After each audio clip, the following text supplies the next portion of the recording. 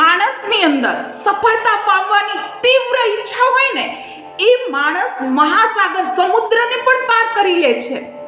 આવી જ રીતના એક વ્યક્તિએ મહાસાગર પાર કર્યો હતો, અને એ વ્યક્તિ કોણ છે ખબર છે?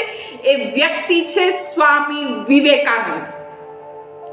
એક સમયે એમને શિકાગોની અંદર લેક્ચર લેવાનો હતો, પોતાની લાઈફ સ્ટોરી કહેવાની હતી, પણ એ પહેલા એમને મેડિટેશન કરવું હતું, ને મેડિટેશન કર્યા પછી જ એમને શિકાગોની અંદર લેક્ચર લેવો હતો. મેડિટેશન માટે એમને કઈ જગ્યા પસંદ કરી હતી? એ જગ્યા હતી કન્યાકુમારી.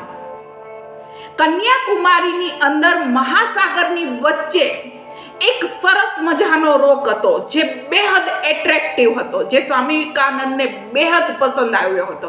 એને વિચાર્યું કે હું ત્યાં જઈને મેડિટેશન કરીશ.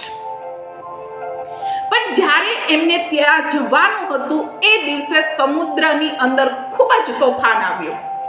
બધા લોકોએ એમને ત્યાં જવા માટે ના પાડી.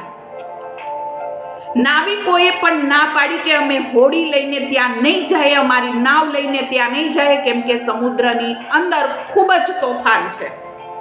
પણ સ્વામી વિવેકાનંદે હાર ન માની અને એ વ્યક્તિએ સમુદ્રની અંદર છલાંગ લગાવી દીધી. બધા લોકોને લાગ્યું કે સ્વામી વિવેકાનંદ જીવતા પાછા નહીં આવે.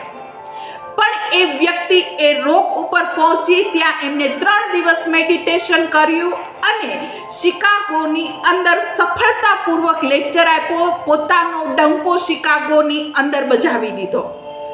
આખા વિશ્વમાં ભારતનો ડંકો વગાડી દીધો એમણે.